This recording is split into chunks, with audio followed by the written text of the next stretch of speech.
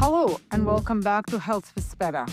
I'm thrilled to have you here for part two of our conversation on antioxidants with our and my amazing host, Reuben Sarrafo. Thank you, Reuben.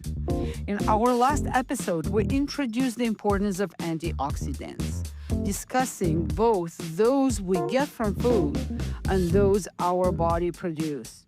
Today, we're picking up right where we left off and exploring how to optimize antioxidant levels in the body. We'll look at ways to increase internal antioxidant production and discuss practical steps to make antioxidants a part of our everyday life. Guys, let's get on.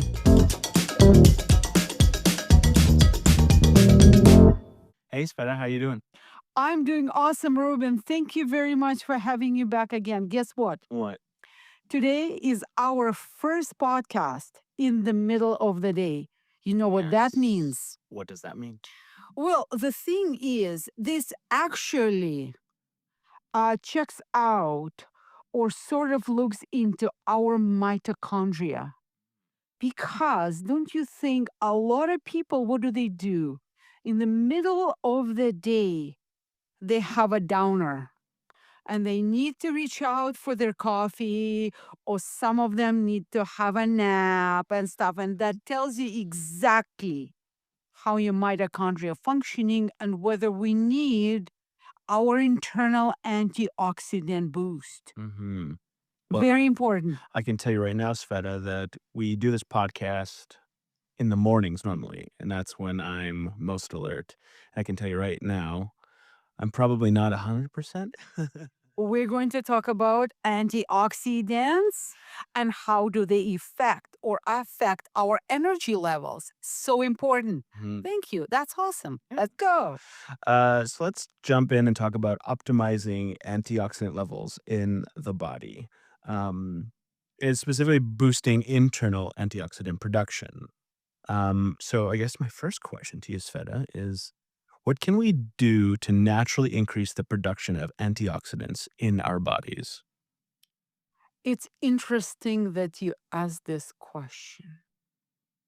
Even before we start looking into some additional stuff in terms of capsules or pills or some sort of a drinks, what can we do? How can we adjust our lifestyle to boost our antioxidant production? So, foods, always foods. What do we consume? So, there are foods that boost our own production of antioxidants, fruits and vegetables, fish oils.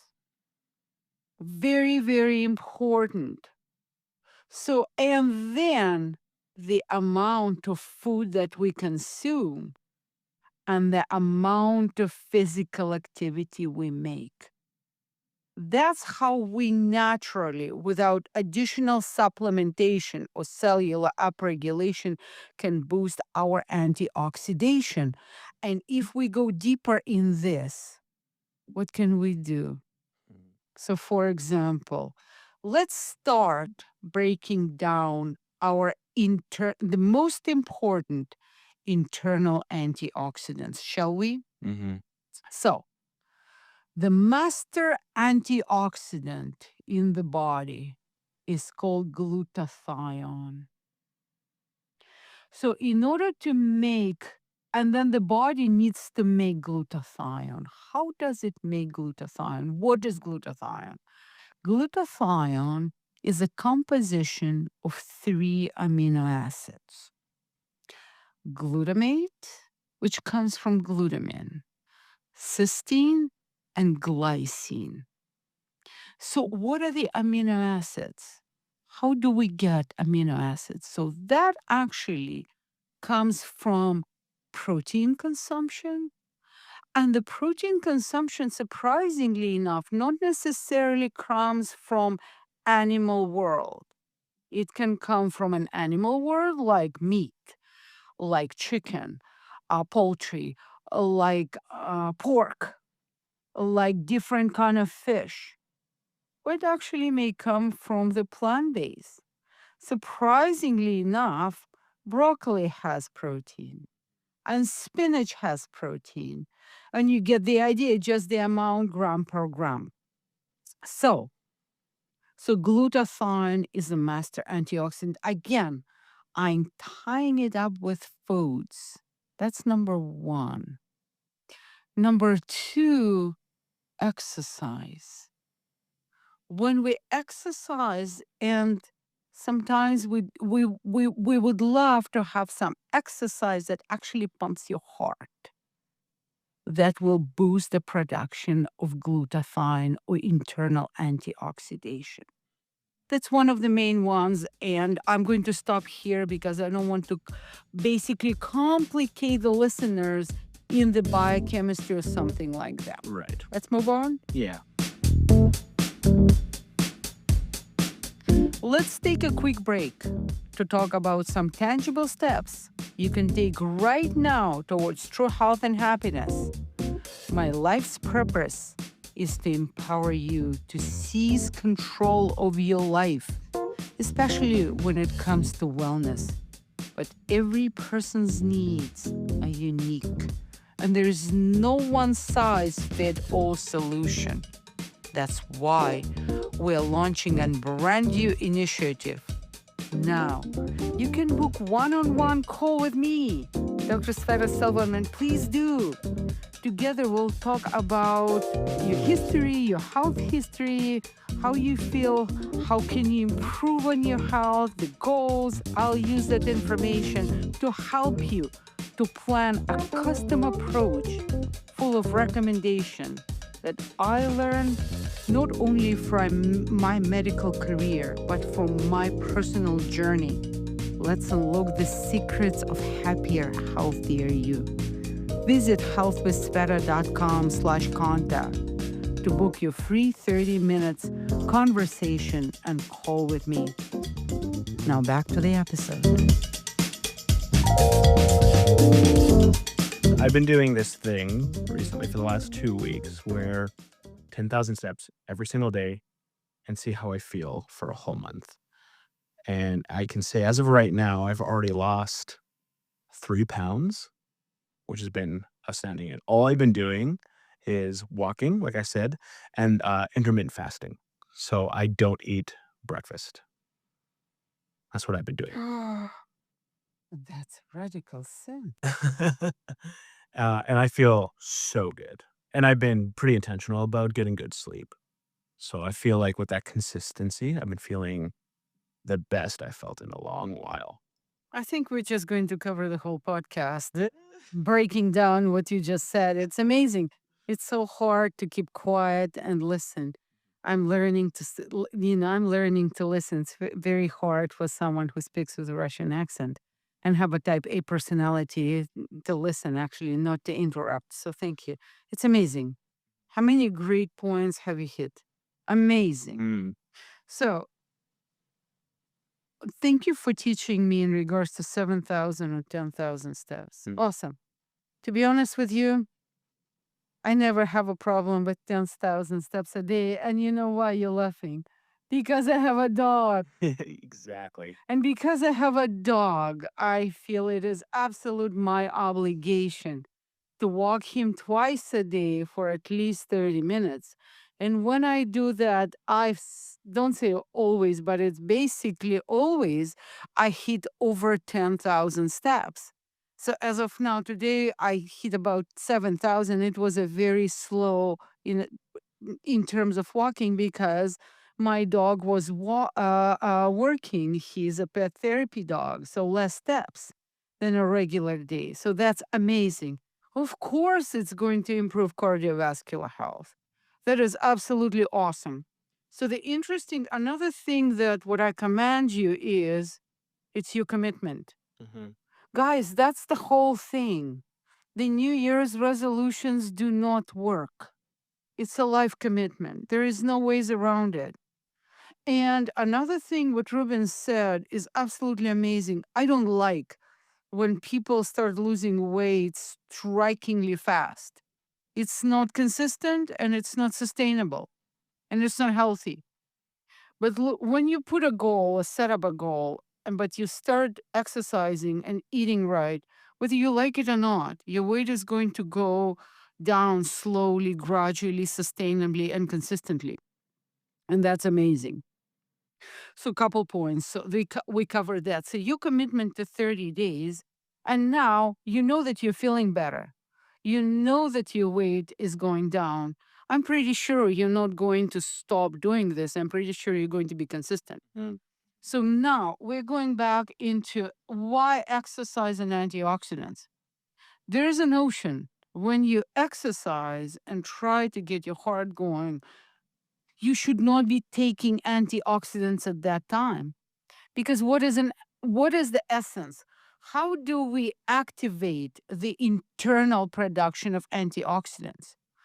By making our internal free radicals, because that's what antioxidants need to negate. But we're talking physiologic normal way. So what happens is when we exercise properly, I'm not talking about professional working out, exercising. That's a completely different ballgame. I'm not talking about running marathons. It's a completely different ballgame. You're not making, let alone you're not making enough free radicals. What you're making when you're running marathon, if you're not prepared and not aware of it, you're actually creating oxidative stress. You're creating a damage to your cells. So you need to be very knowledgeable, very careful when you plan run marathon and you prepare your cells and you maintain your cells during the marathon. No, I'm talking about those good exercise when you create that needed free radical volume, because then what it's going to do, then it's going to turn on the production of your antioxidants, including glutathione, when you have substrates. That's when we need proper amino acids. That's when we need the proper blocks, because refined carbohydrates, Twinkies, and donuts and stuff, they're not going to provide you with those substrates. That's why. So then, when we do exercise and make this, it's called pulsatile because it's pulses. Exercise is like a pulse, it's like a wave. So then it allows, then you stop and it allows the body to come up with a wave of antioxidants. That's why don't take antioxidants when you exercise, because you negate that benefit. You're pushing your own to make it. So then you're making your antioxidants awesome. So then, so here's the deal, guys. Another thing is then what I'm sort of going to correct Reuben is, first of all, I'm going to command him on intermittent fasting. Absolutely awesome. Yeah. Absolutely awesome. Why? Why? And we're sort of, sorry, I'm jumping, why intermittent fasting is so great. Because let's say when you give yourself at least 12 hours of food fasting, like food, you still can drink your water, you still can drink your preferably caffeine free, no sugar rated beverages, like, well, green tea is a little bit caffeinated, but that's okay. So then what you create your cells starting to get rid of toxins, and starting, or you putting your cells in something that is called autophagy or mitophagy. What is phagy? Phagy meaning eating yourself. Your cells are so smart. Auto, self, mitochondria. So when you do that fast, your cells need some food. So what do? They eat basically byproducts of your cells. So they are themselves getting fed via cleaning the cells. That's why intermittent fasting is so important. However, what is very important during intermittent fasting is breakfast. Why breakfast is so important? Because it is a hormonal cycle. When is your insulin is at the highest? In the morning. Why? Because your cortisol, that's your cortisol insulin curve. So meaning that that's when you need to eat, because when your cortisol is high and your insulin is high, you are in synergy. So that's when you need food. So the thing is, your breakfast doesn't need to be at 6 a.m., but it needs to be before or around 10 a.m. You need to put some food in your body, because that's when your cortisol curve starts to go down. And when your cortisol curve starts to go down, you don't want your insulin curve to go up, because then they just balance and you want them in synergy in the balance. Okay. So that's why breakfast is very important. But again, let's say mine is between 9 and 10. I put something between 9 and 10 or something like that. It doesn't need to be 7, 8 a.m. It doesn't need to be 6 a.m. or something like that. As long as it's basically, I'm hitting 10 a.m. Let's talk about stress management and how that can help enhance internal oxidant production. Oh, that is a million, And I feel like we have sort of touched on this, $1 million question. but Why? I always love this subject because our lives are always in constant, Correct. like, waves of stress. No, I would say that our lives in a constant wave of stress. I think it's our lives are in a constant stress. Yeah. It sort of stays in a constant, and then it goes down and then it goes back to constant. But I don't think we are like stress free on a beach type of a people, like hippies that like, nothing. I think we are, with our lifestyle, we're always bothered by something. And it seems like the more intelligent people are, the more stressed they are. Yeah. Because it's like way too many things are bothering them. So we need to find ways how to handle it. And the thing is, stress is unavoidable Yeah. because life hits us all the time. Now, what? So I just told you why exercise is so important, and I mentioned the notion of free radicals in physiologic way because it activates our antioxidants physiologically. The harmful way of stress is when stress hits you. Okay, fine, when it is running from the tiger, that's flight or fight. This is normal. You need that stress. That's fine. You kind of need the stress of acute inflammation. When you cut yourself, you need that stress to heal yourself. However, what happens in our lifestyle, it's constant, relentless stress. And even if that stress is not hitting you to the point I can't handle it anymore, you kind of starting to live with that stress, with that hype. Mm. I am uncomfortable, I'm stressed, but I'm living with this. Mhm. So what that creates pathologic volume of free radicals. That basically creates cellular garbage, that creates cellular toxicity when your normal production of antioxidants is not enough. And that's when you exert yourself and your cells are not only tired, they lose their capability of actually making antioxidants.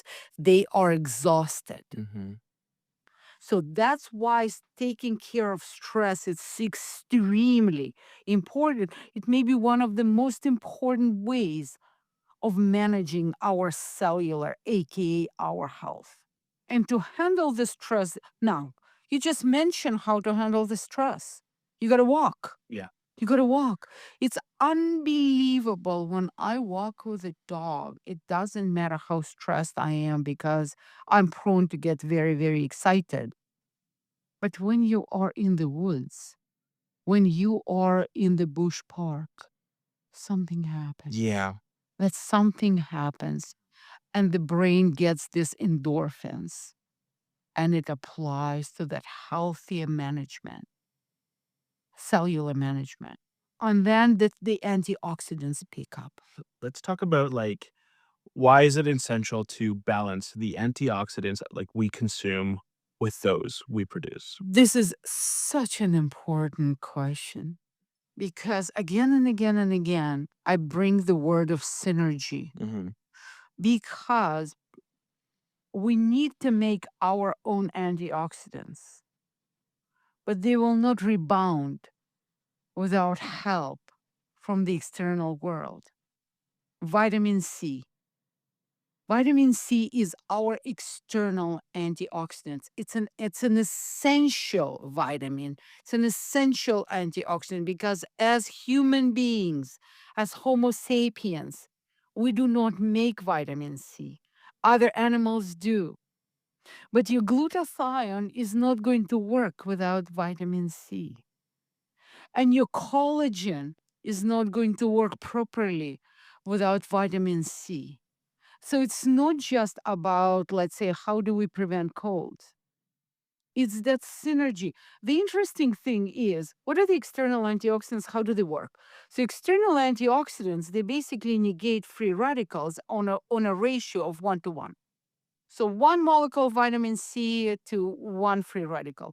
And we make gazillion, billion, trillion, whatever number of normally free radicals during the day, let alone when we are stressed. For example, glutathione or superoxide dismutase, it negates millions of free radicals. They say, some say 5 million per second, every second, per one molecule. So you see the ratio? And I always argue with people, you cannot compare blueberries because they say, oh, you need to eat so many pounds of blueberries to make one molecules of superoxide dismutase. No, no, no, no, no. You cannot compare this because blueberries are going to bring you vitamin C and something else that is going to synergize with our ability to make glutathione, for example, or our ability to make superoxide dismutase. So that's why it is so extremely important to eat our antioxidants. Without comparison, we absolutely need that glutathione and superoxide because it it it negates, it cleans millions and millions, but it's not going to do it without proper food. Again and again and again, Twinkies won't do it. Refined sugar, refined carbohydrates will not do it. And even our steak will not do it. You need plant-based. You need plant-based, you need the fruits and vegetables. And you cannot do your fruits and vegetables in a way of jams or something like that. It has to be real deal. Are there any situations where one type of antioxidant, whether that's like an external antioxidant or internal production, is more crucial than the other? I would say yes. I probably cannot give you the exact idea why, but sometimes, let's say for eyes, for vision, vitamin A is very very important. So let's say different kinds of carotenoids are very very important, and I'm not just talking about, let's say, carrots or some or vitamin A in a form of a pill because it's isolated. I want vitamin A, which is it's a complex. It's multiple fractions, different. It's so complicated, but that's what we need. So it's whether it's your vitamin A in terms of a carrot. So it's a vitamin A. Some people eat butter or something like that. Very important for the vision. Yeah. Vitamin D. Vitamin D. Yeah. One of these super duper antioxidants. Now, vitamin D is not going to work with vitamin A. Vitamin A is not going to work without vitamin E. Nothing is going to work without vitamin C complexity, but vitamin D. Now, the sun is shining, but it's not giving you any vitamin D.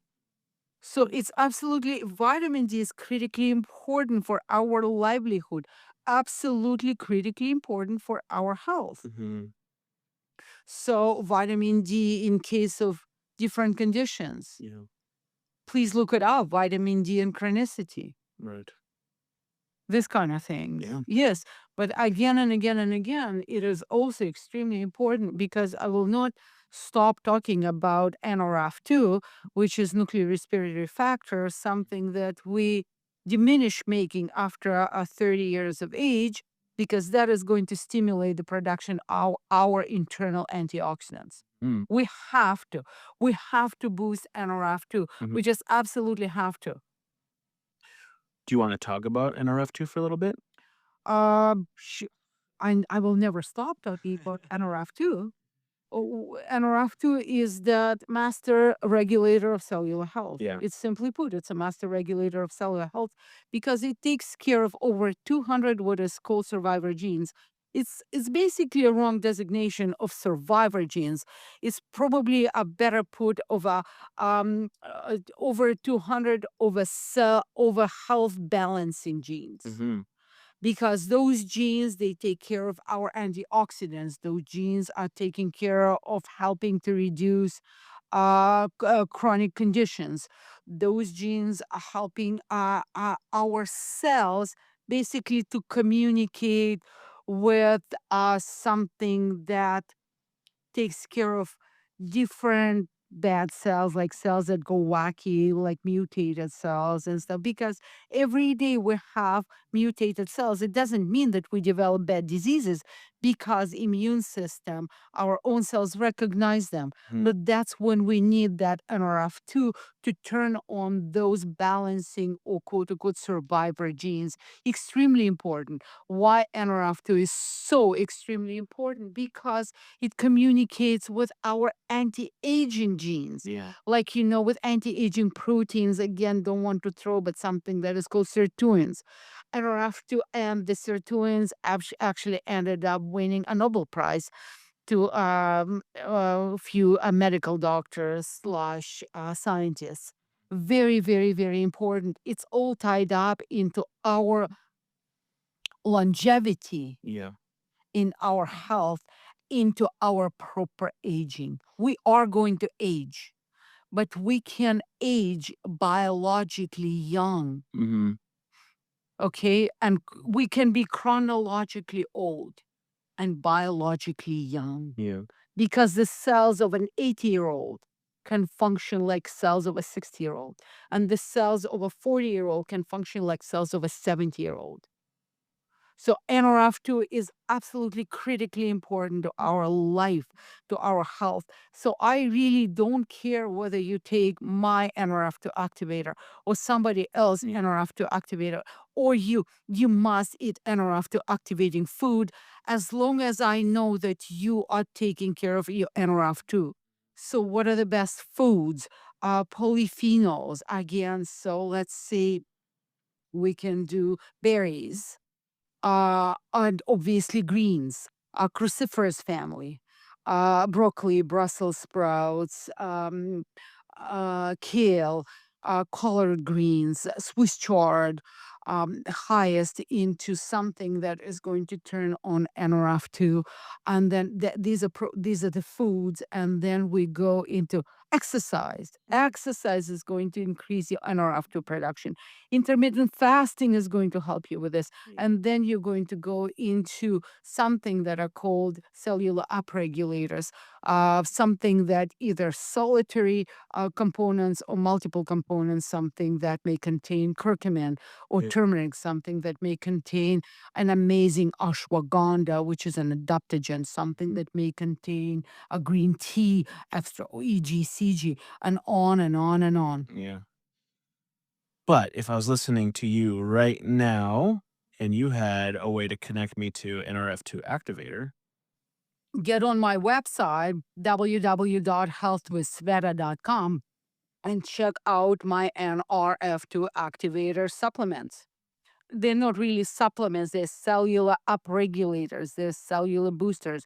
I specifically don't give you the name because I will encourage you to go and look for yourself, educate yourself.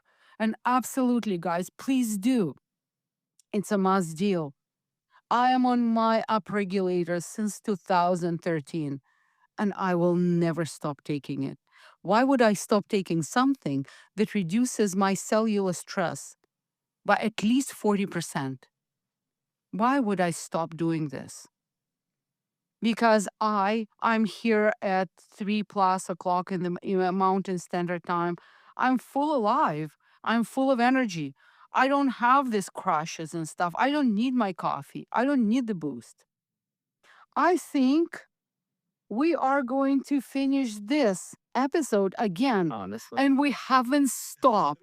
We're basically continuing this discussion, and we're going to continue this discussion again and again and again. Guys, Thank you for joining us on Health with Sveta. I hope you found this continuation of our conversation on antioxidants as inspiring as I did. Remember, achieving the right balance of antioxidants, both in what we eat and what our bodies make, plays a key role in cellular health and longevity. If you enjoyed today's episode, please subscribe, leave a review, and share it with your friends and family. And again, for more information about me, this podcast, and everything I have there, please visit healthwithsveta.com. Stay tuned for more insightful discussions and tips to help you live your healthiest and happiest life. And as always, thank you very much, Reuben Sarrafo. It was a pleasure. It's always wonderful talking to you, Sveta.